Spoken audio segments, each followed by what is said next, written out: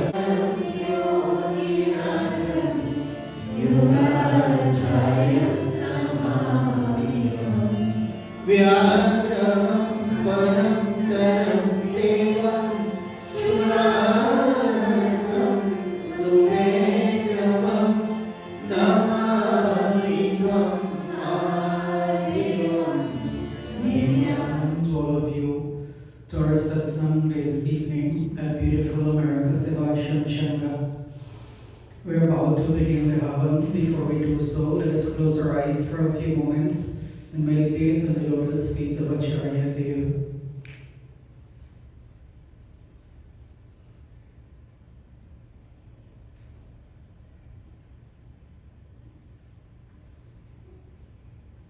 Om Shanti, Shanti, Shanti, Hari Om.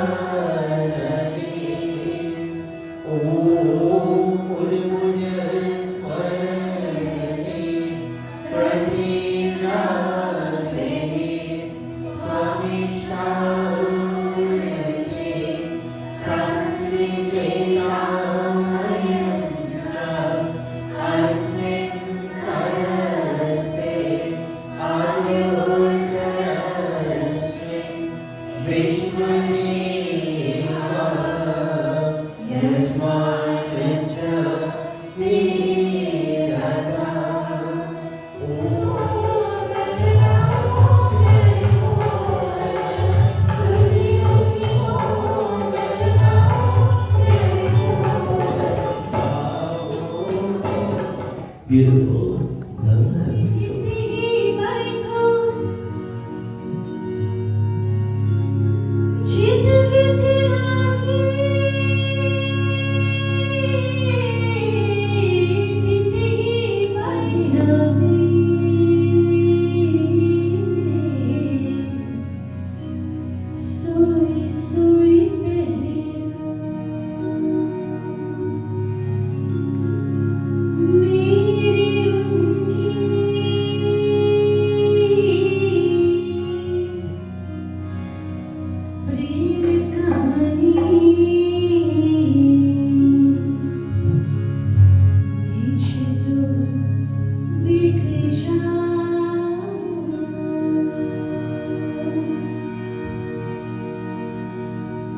गुरु मेरी पूजा गुरु गोविंद गुरु मेरा पार ब्रह्मा गुरु भगवंत गुरु मेरी पूजा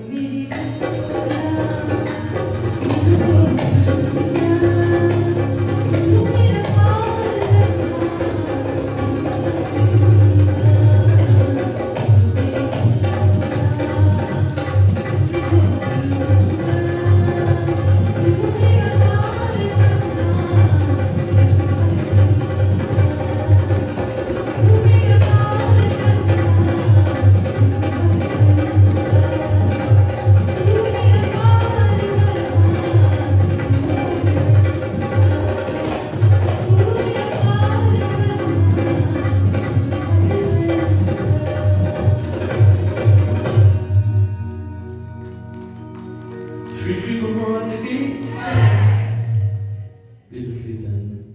Devotees will continue. I watched the program this morning. They were broadcasting the birthplace of Guru Maharaj, Bhajipur, through Chicago. And it brought back 22 years of memory, my visiting the birthplace of our Sri Guru Maharaj. dear devotees, 22 years ago, one night we were sleeping in this beautiful building dedicated to our Guruji, Swami Purnananda guest house, which was opened at the birthplace of Guru Maharaj 22 years ago. And this humble Swamiji came in the night and he sang this bhajan. And he says, take it, go to the west and go sing.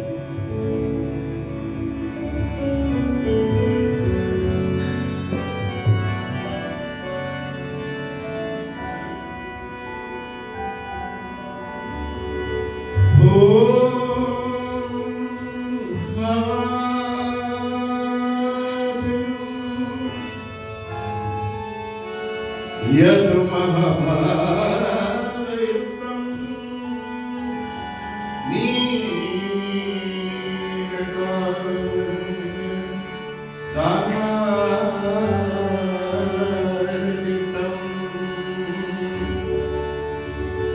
Ahay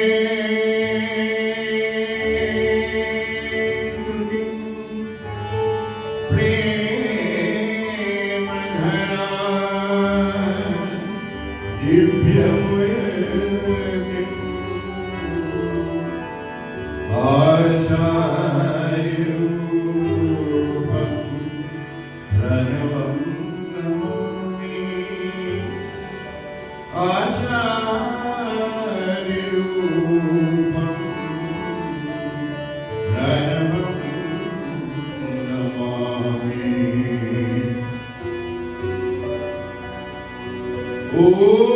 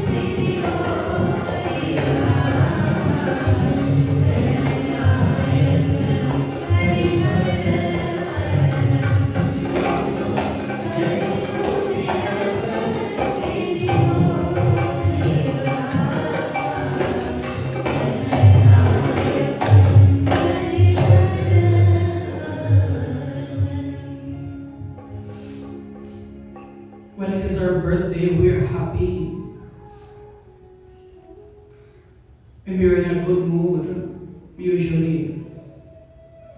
Guru Maharaj is always kind, but on Maghi Purnima is extra kind, extra merciful. If we can open our hearts to Him, tremendous transformation, spiritual transformation can take place on this day itself. I would like to recognize the presence of our other two Swamijis, Swami Shivamartanandaji Maharaj and Swami Dev Priyanandaji Maharaj. Our chairman for our satsang this evening, as usual, is Bhaiji Vijay Bisram. And I would like to join Vijay in saying a special thanks to Krishan and Sharda Ramnagan for making this, it's a labor of love, making this beautiful cake for Guru Maharaj. They not only donated it, they made it. In 2020, I was in India and I saw a beautiful birthday cake for Guru Maharaj. And I think the one that Sharda and Krishan made today is superior to that one. Maghi Purnima. What is Maghi Purnima? Purnima, of course, means the full moon. Magh refers to the month which corresponds to February this year. So Maghi Purnima means the full moon in the month of February. Why is it important? Why is it so special to Bharat Sevashram Shanga, to devotees of Sri Sri Guru Maharaj? There are three main reasons. Our Guru Maharaj was born on Maghi Purnima 1896.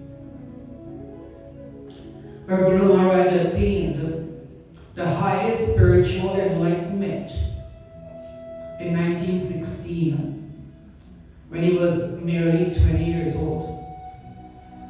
And our Guru Maharaj established Bharat Sevashram Shanga 1 year later in 1970.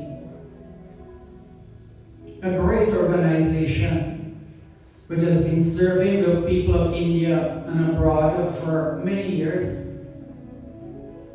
in times of natural calamities, in times of even not natural calamities, but when people are afflicted by poverty and hardships, even and the monks are there, the devotees are there to serve.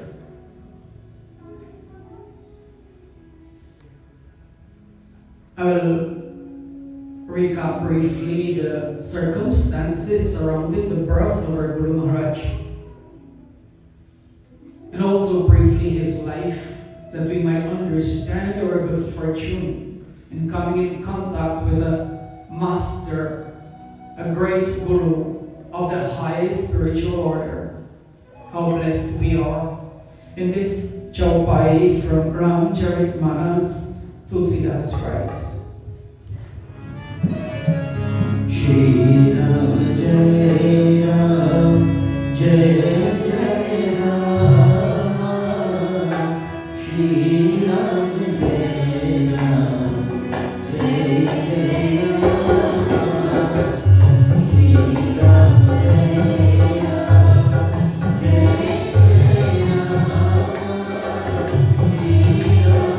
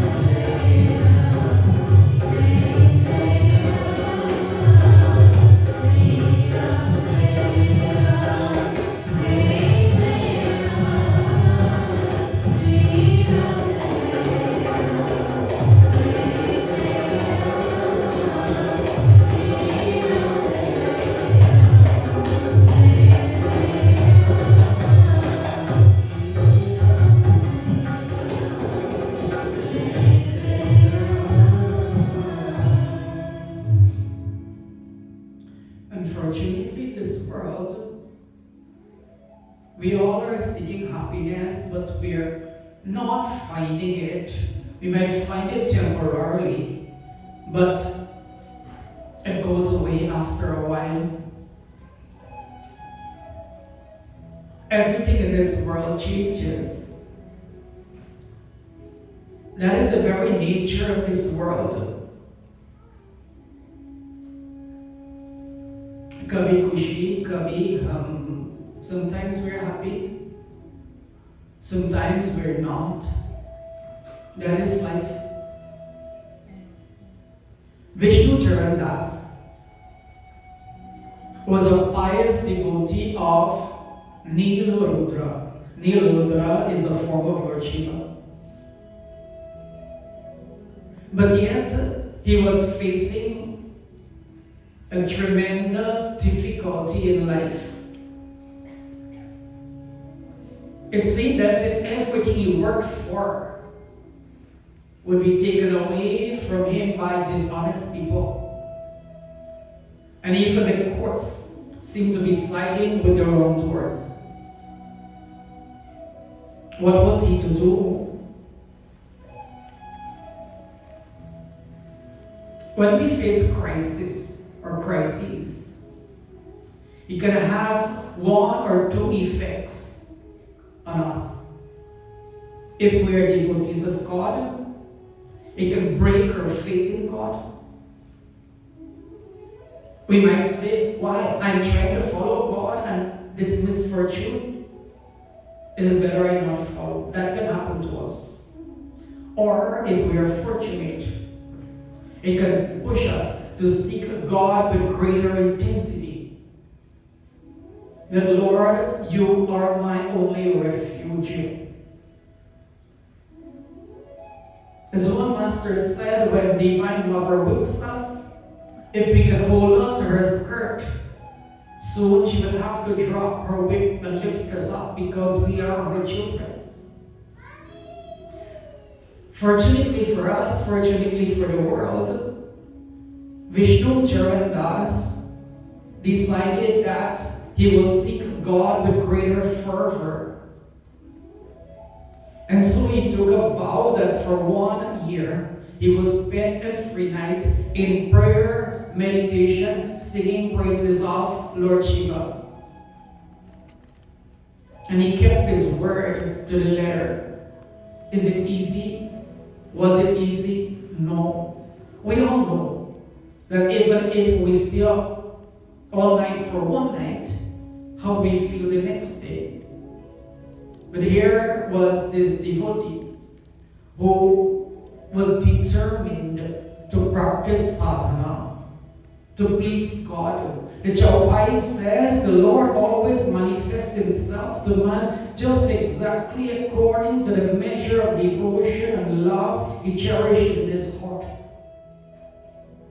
It's like a perfect machine. Whatever you put into it, that is what you get out of it, spiritually speaking. Someone was asking, what's the difference between a religious person and a spiritual person? Is there a difference? I think so. A religious person might be a person who comes to Mandir on Sundays, special parts, and outwardly does everything that religion requires. Such a one is a religious person. But a spiritual person takes it a step further. A spiritual person strives for transformation, spiritual transformation through sadhana. In other words, we come to satsang, which is itself a very beautiful thing. But a spiritual person takes it a step further. Whatever I've learned in satsang from the scriptures, I will try to practice it in my life. Then that person is spiritual, trying to get within to the spirit. Because truly, we're all beings of light. We are all spiritual beings. This body, which we think we are, is just an outer covering. When we die, we will see that it is just a covering. That we will still exist. We'll still be conscious. We'll still be able to hear, touch in our astral bodies, in our spirit bodies. And we'll see ourselves as beings of light. So Vishnu Charan Das undertook this hard penance. In coming towards the end of that year, he had a vision of Lord Shiva, where Lord Shiva said to him that he himself would manifest on this earth through Vishnu Charan Das and his wife Sarada Devi. He would come as their son. And when he would be born, all the difficulties and troubles of Vishnu Charan Das will be gone as a matter of course. And the world will be a better place. This boy will be born, will be a savior of mankind. And so it was. In the course of time, Binod was born to this pious couple, Vishnu Charan Das and Sarada Devi. In this next chaupai, Tulsidas writes, Shri Ram Jai Ram Jai Jai Ram Shri Ram Jai Ram Jai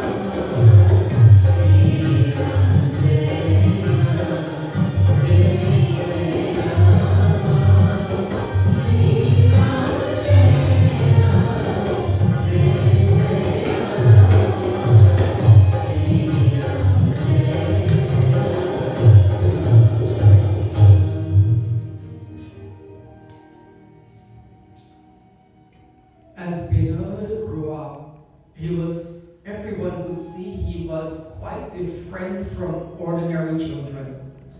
Little children, when were small, they want to play, they want toys.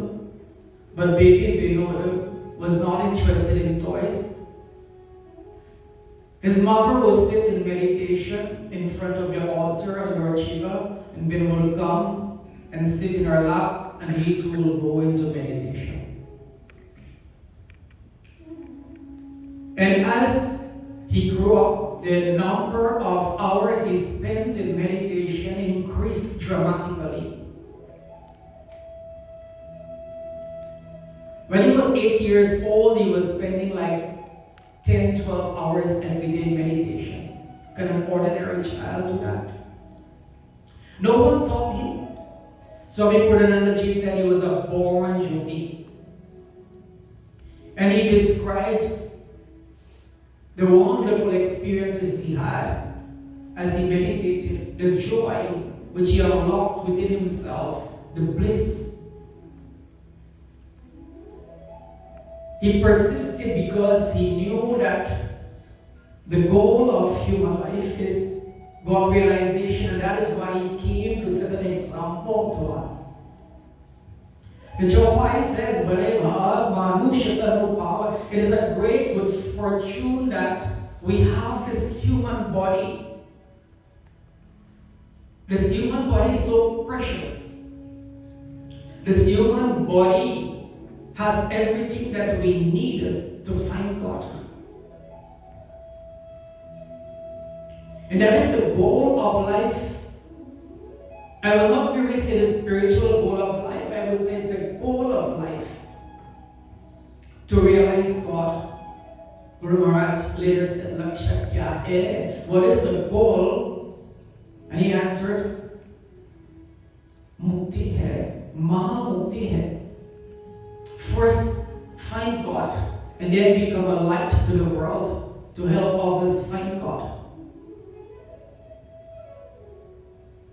And yet, we have this precious body, and we know we're only here for a few days.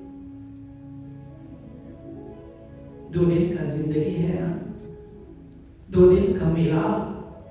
We're here, relatively speaking, for a short time. The distance is long. The journey is long. And yet, for many of us, we're sauntering. We're walking slowly when we should be sprinting. We have all that we need to find God. But so many times we're distracted. Distracted by so many things of this world which we really don't need. Am I saying that we don't need worldly things? No, I'm not saying that. I'm saying that we must find time also for God. The one who created us, the one who keeps our hearts beating, the one who provides for us, the one who loves us unconditionally.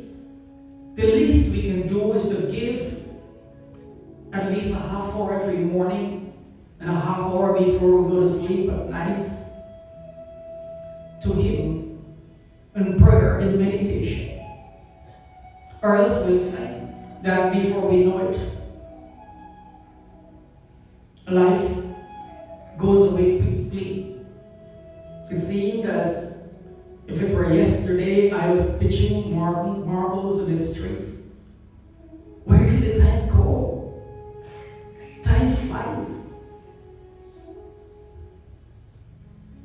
And some people say that they will seek God when they become old. Don't take that chance, my friends. You're never too young to seek God because we don't know. We don't know what tomorrow brings. And we don't know what is our lifespan. And we don't know when we become old whether we'll be interested in God. I've seen many old people, not a knock on old people, but I've seen many old people whose least interest is God. We're blessed to have this human body. It is given to us with one real purpose by the Lord, that we will seek Him. So Guru Maharaj shows us through his life intense sadhana. In 1910, when he was 14 years old, he was meditating 12 to 14 hours every day. And he took a vow. A 14-year-old boy, a teenager, took a vow that he will not sleep again until he attained the highest spiritual illumination. Wow. 14-year-old boy. Nowadays, we see teenagers, they're least interested in God, in meditation.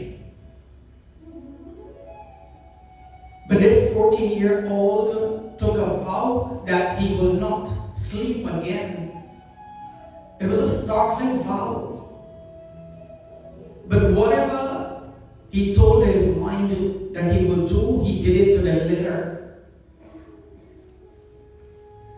And so during the day, he would go to school. He was one of the brightest children, well disciplined. But many times when the teachers were teaching, he was not interested in worldly things. His mind will fly away and he'll be in deep meditation. When he'll come back to normal consciousness, school was over and everybody had left, and then he would slowly walk home. That happened many times. At nights he will sit to study in a little thatched building that his father made for him. But as soon as he opened the book to study, his mind will say, no, go with it, and he will be lost in meditation. And he will not come back to this world until the next morning. And then it will repeat itself. One time his eldest sister wanted to know what her little brother was doing in this thatched roof with a little lamp all night long. Why wasn't he coming into the main house to sleep? So one day she decided to peer through the thatched walls of the hut he was studying in, and she saw that he was in deep meditation and his body was levitated up in the air. Sometimes at nights he would go to the cremation grounds. A scary place, right? But the yogis love to be in the cremation grounds because there they can see how life is transitory, life is fleeting, that the final state of this body is a heap of ashes. He will sit there and he will go into meditation. Sometimes he will hold a skull in his hand and he will talk to his mind. This 14, 15-year-old boy will talk to his mind, oh mind. This is the final state of the body. Whether one is rich or poor, healthy or not healthy, educated or not educated, king or pauper, whatever we are in this world, one day this is the final state of mind. Therefore, O mind, seek only that which is real, that which is unchangeable. Seek God, and you will go deeper and deeper into meditation. In 1913, he met India's greatest yogi at that time, Baba Gambhir Nachi, a master who had all the Ashtasiddhis, all the yogic powers. And under his guidance, Vinod flourished even more. He was almost in constant meditation samadhi. Sometimes his guru would have to go search for him, and he would be in the woods in deep meditation, and his guru would have to take food and push it into his mouth so that his body will survive. Because he did not care for food, he was lost only in God, in bliss. So this went on. For 6 long years, he did not sleep. Then his guru asked him to go to Benares and to continue his sadhana. And there in Benares, in Varanasi, he continued his sadhana in an old deserted house. He sat there and his guru would appear in spiritual body and instruct him further. And he would go deeper and deeper into meditation, into samadhi. So the Jopai says, Guru Maharaj is showing us through his life that the main purpose of our lives is to realize God. And dear one was telling me the other day that his neighbor, an old lady, a very nice old lady, she lived a frugal life, a thrifty life. She will not spend more than was necessary. And unfortunately, she lived alone and she died alone. And upon her death, her relatives came. And the home, the house, and everything she had, and all the money she saved became theirs. They who never visited her, they who never cared for her just because they were blood relatives, they inherited everything. But my point here is that when we die, everything that we own in this world becomes somebody else's. We take nothing with us. Therefore, we should give the world its due, but no more, no less. We must remember our spiritual responsibility, and I say this not only to you, but to myself, because our goal is the same. And there are times when we lose track of what is our goal, and we waste so much time on this and on that. For us to find God, we have to leave off this and we have to leave off that. And we have to focus on God. Binod was day and night lost in deep meditation, deep samadhi. And this next Chaupai Tulsidas writes, Ram Raja Ram Raja Ram Raja Ram.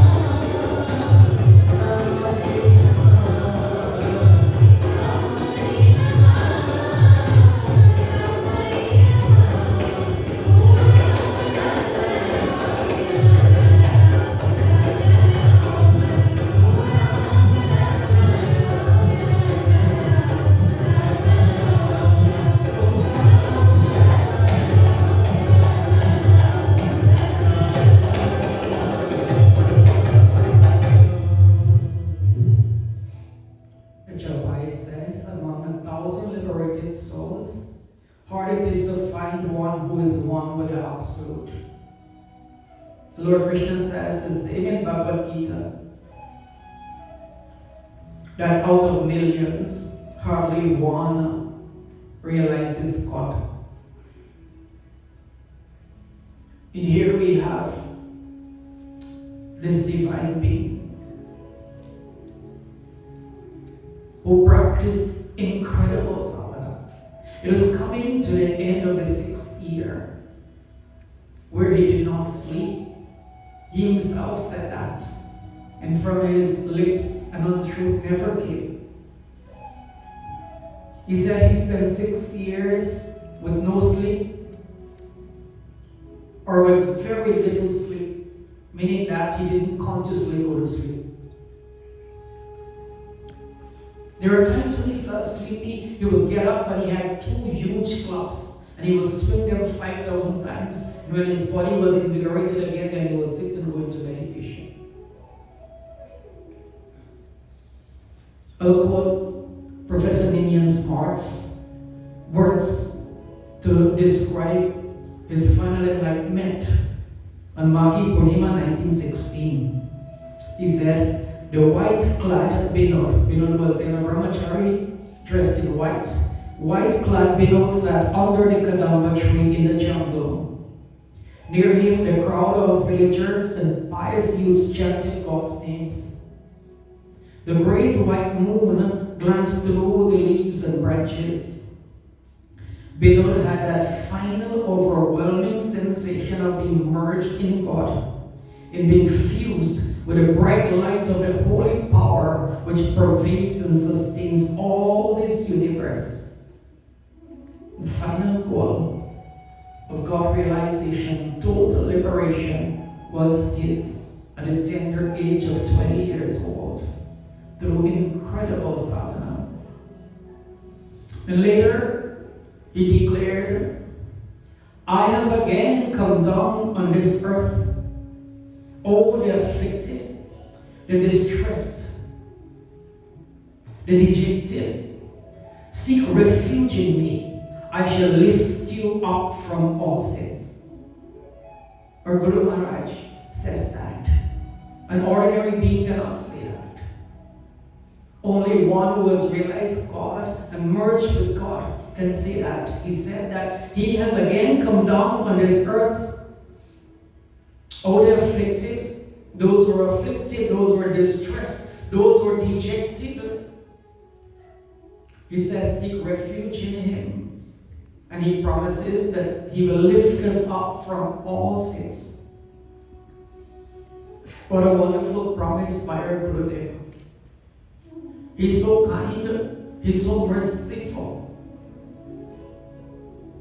Someone said, God and Guru don't mind our flaws, they mind our indifference. What does that mean? We're not perfect, we all have flaws. God understands that, Guru understands that. That doesn't bother them. But what bothers them is our indifference, that we don't care about them, we don't find time for them. Even though they love us so much, we don't love them in return. As Yoganandaji said, if you love someone and you give that someone all that you have, and you pour your love to that someone, but that someone doesn't reciprocate, that someone accepts your gifts, but does not reciprocate, does not love you in return, how would you feel? You'll not feel very happy. Then think of God and Guru. They gave us so much. They love us so much.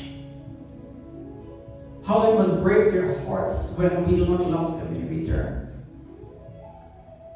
It is such a wonderful night for us to renew our vows, our pledge to God and Guru that we will seek them with greater intensity.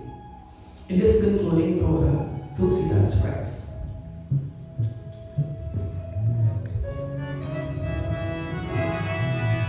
Bolo Ram, Bolo Ram, Bolo Ram.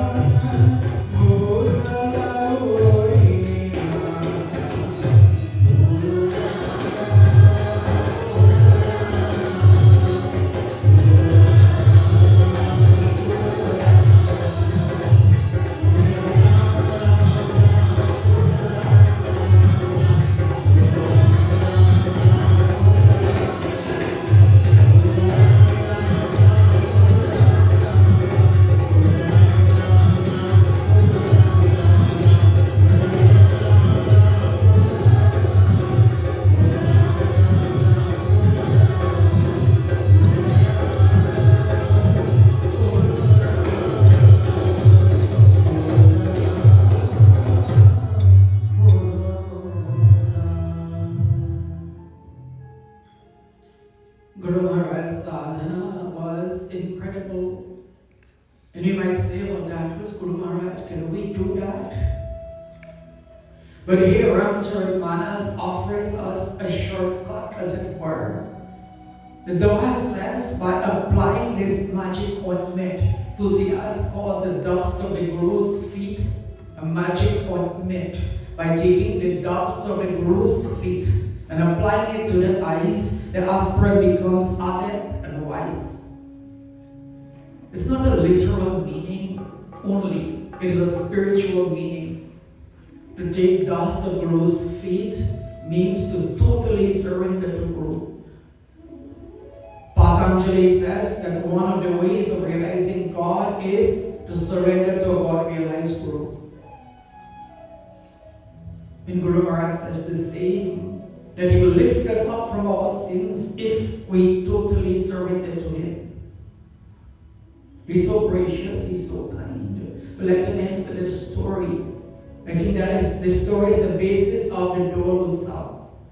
That one young Swami, hearing that Guru Maharaj was going to visit that ashram where he was based, he was very skilled as a woodworker. He built this beautiful dole, this swing, like our devotees, Swamiji, Vijay, and all the devotees, they assemble there. And how he wished in his heart that Guru Maharaj would sit on the dole, on the swing, when he would visit the ashram. But the senior Swamiji, they said, no, Guru Maharaj will not sit on that thing. We will not ask him to sit there because he'll become angry. Hide this dole. Don't make anybody see it. And so the young Swami was very dejected. Guru Maharaj came, and after meeting with everyone, he called the young Swami and he said, go bring the dole. I want to sit inside. So kind, so merciful. He fulfilled the desire of that, the unspoken desire of that young Swami. He sat and he rocked on that dole. And all the Swamijis and the brahmacharis and the sevaks, they came and they bowed to his feet. And there was joy everywhere.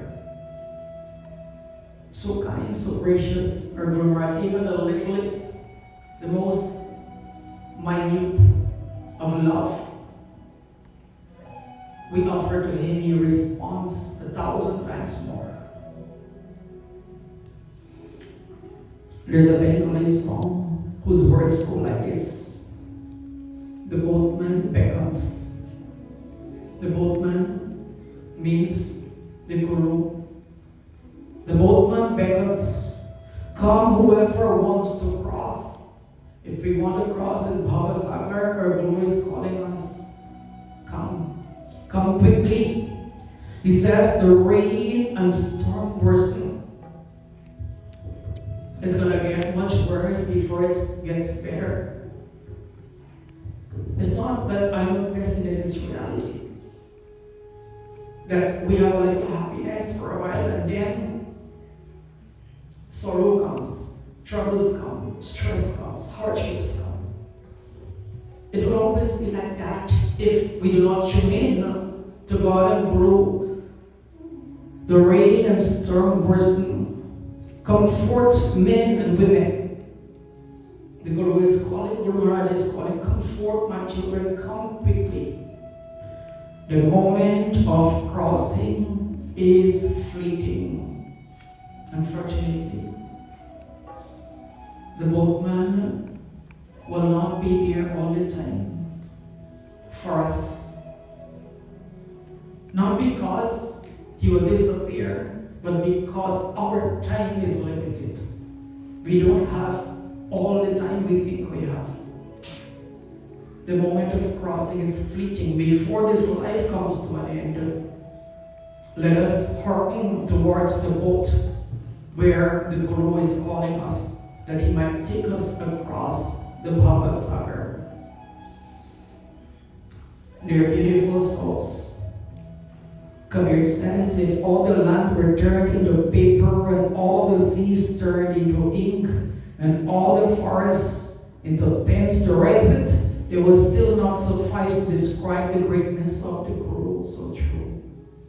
And this beautiful, joyful, wonderful day where we celebrate the Janam of our Guru Maharaj. I pray to him that he blesses all you wonderful devotees, you who love him so much, you who work so hard for him. Even those who are here for the first time, welcome to you. Our Guru Maharaj is inviting you to become one of his children. I pray that he blesses all, and that by his grace we too attain the goal of human life in this life, God realization. I pray that he continue to shower his love on us. And I pray that perchance we too increase our love for him. May Gurudev bless us all. This can wait and that can wait, says a great soul. This can wait and that can wait. But our search for God cannot wait. May Guru Maharaj bless us all. Om Shanti, Shanti, Shanti, Hari Om.